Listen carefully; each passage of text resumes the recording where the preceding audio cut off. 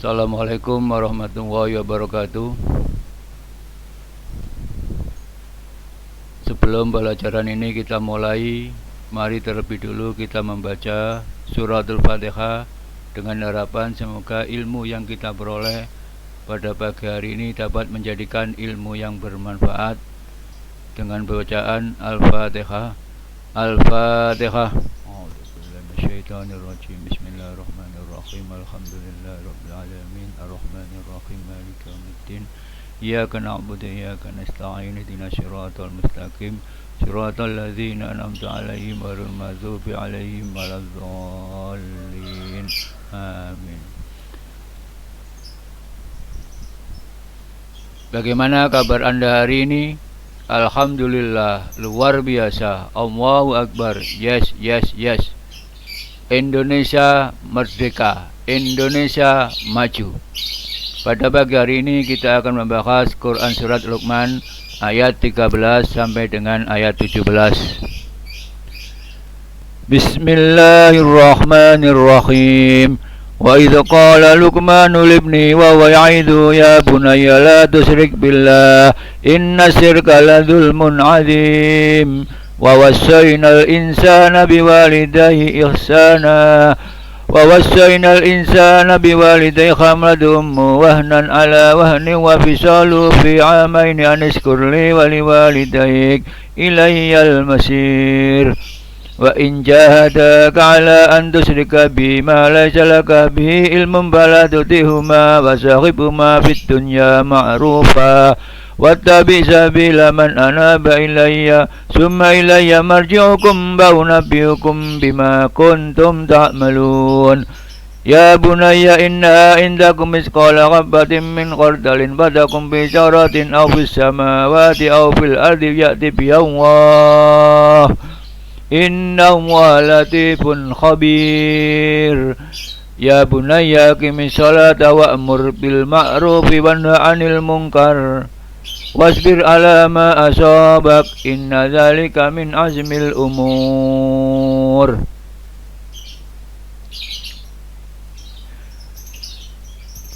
Tolong Anda simak, Anda amati apa terjemah dari ayat itu, kemudian Anda pahami. Silakan.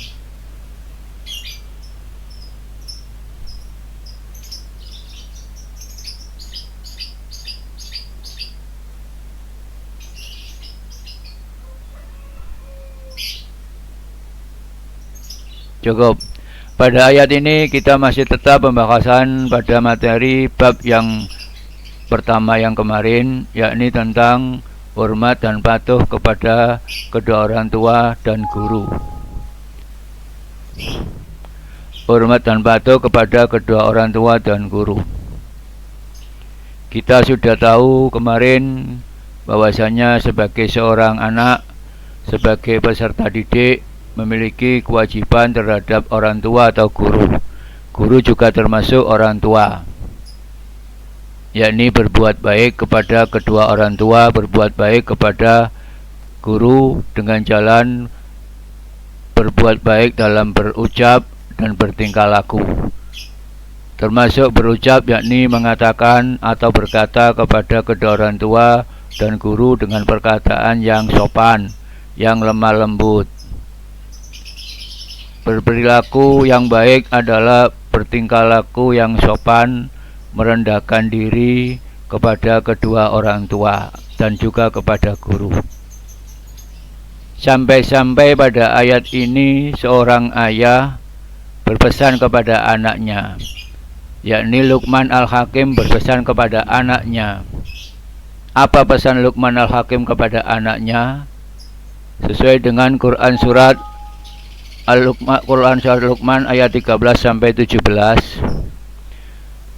Wa idh qala Luqmanu libni wa huwa ya'idu ya bunayya la tusyrik billah inna syirka la dzulmun 'adzim. Ayat ini menjelaskan tentang Allah memerintahkan kepada anak untuk tidak mempersekutukan Allah.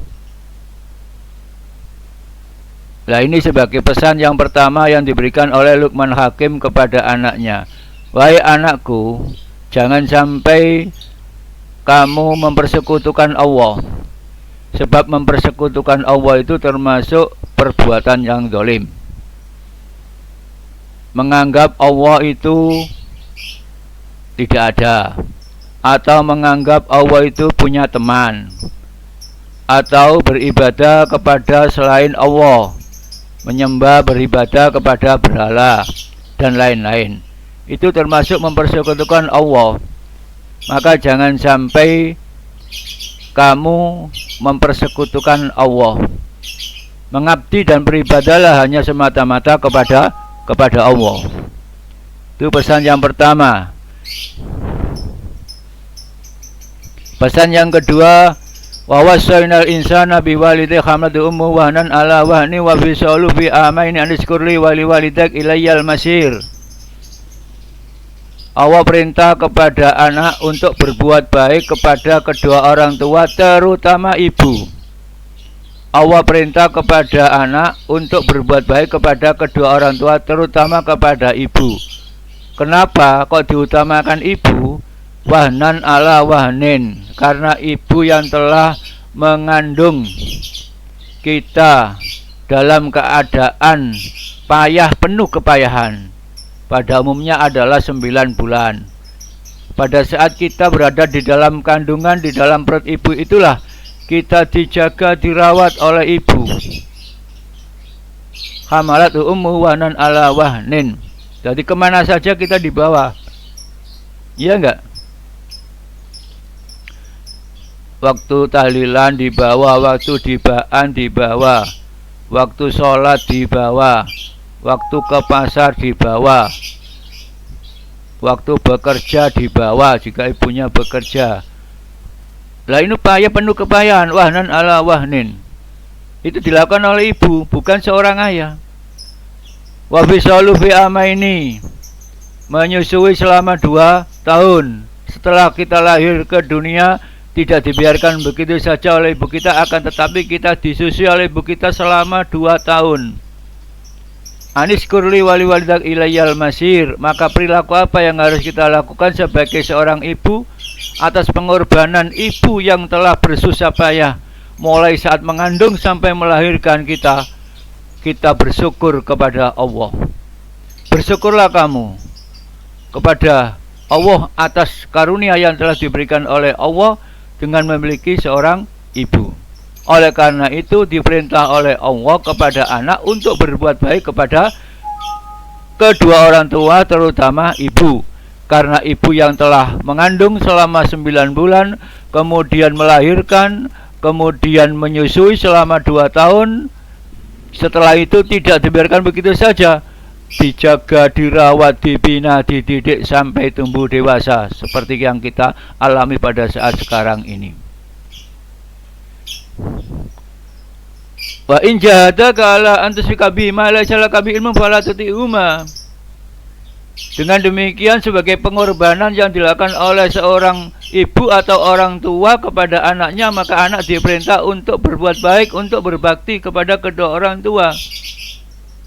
Sepanjang perintah itu tidak perintah untuk maksiat, tidak perintah untuk melakukan sesuatu yang melanggar agama. Tapi jika orang tua itu memerintah anak untuk melakukan sesuatu yang melanggar agama, atau orang tua memerintah untuk mempersekutukan Allah, menyembah kepada selain Allah, maka anak tidak wajib untuk taat, tidak wajib untuk patuh, harus menolak. Akan tetapi anak masih tetap dituntut untuk berbakti kepada kedua orang tua. Arti berbakti apa? Berkata yang baik, bertingkah laku yang baik. Walaupun orang tua telah menyuruh untuk melakukan kemaksiatan, anak masih tetap dituntut untuk berkata yang baik, berperilaku yang baik, bergaul dengan secara baik, menjadikan orang tua sebagai orang tua. Akan tetapi anak tidak wajib untuk taat dan patuh atas perintah orang tua yang telah memerintah untuk melakukan kemaksiatan. Wasahibuma fid dunya ma'rufa wa tabi sabila man anaba ilayya summa ilayya marjukum fa unabbiukum bima kuntum ta'malun. Berbuat baiklah kepada kedua orang tua, dan kita diperintah untuk mengikuti orang-orang yang telah bertaubat. Kenapa? Kalau kita diperintah oleh orang tua kita untuk berbuat baik, kita harus melakukan. Kalau diperintah untuk berbuat tidak baik, kita harus menolak. Tapi tetap dituntut untuk berbuat baik, bergaul dengan cara baik kepada kedua orang tua. Karena apapun yang kita lakukan di dunia ini akan kita pertanggungjawabkan di hadapan Allah nanti di akhirat. Sekecil apapun perbuatan yang dilakukan oleh manusia di dunia akan berakibat besok di akhirat. Ya bunayya inna indakum misqala habbatin min khardalin fatakum fi sakhratin aw fis samawati aw fil ardi ya'ti bi wa inna walatifun khabir. Pesan selanjutnya Luqman Al-Hakim kepada anaknya, ya bunayya aqimis sholata wa'mur bil ma'rufi wanha 'anil munkar wasbir 'ala ma asabak inna dzalika min azmil umur. Kerjakan sholat, amar ma'ruf nahi mungkar, dan bersabar atas ujian atau cobaan. Pesan yang ketiga adalah anak diperintah untuk melakukan sholat. Sholat suatu kewajiban yang harus dilakukan, tidak boleh tidak. Jika anak meninggalkan sholat, tidak melakukan sholat, maka berdosa. Oleh karena itulah pekerjaan yang wajib untuk dilakukan sebagai rukun Islam yang kedua setelah syahadat adalah sholat. Oleh karena itu lakukanlah sholat dengan cara apapun sesuai dengan kemampuan yang dimiliki. Yang ketiga, wa'mur bil ma'ruf wanha 'anil munkar. Amar ma'ruf nahi munkar, memerintah kepada orang untuk melakukan perbuatan yang baik dan melarang orang untuk melakukan perbuatan yang tidak baik, atau memerintahkan kepada dirinya sendiri untuk tetap melakukan kebaikan dan meninggalkan yang tidak baik. Yang kelima, wasbir 'ala ma asabak inna dzalika min azmil umur. Bersabar atas segala musibah, atas segala cobaan, atas segala ujian. Dengan demikian dapat kita jelaskan bahwasanya pada ayat ini ada pesan Luqman Al-Hakim kepada anaknya. Ada 5 pesan. 1, hendaknya tidak mempersekutukan Allah, sebab mempersekutukan Allah termasuk perbuatan zalim. Yang kedua, hendaknya berbuat baik, berbakti kepada kedua orang tua, baik dalam ucapan ataupun dalam perbuatan.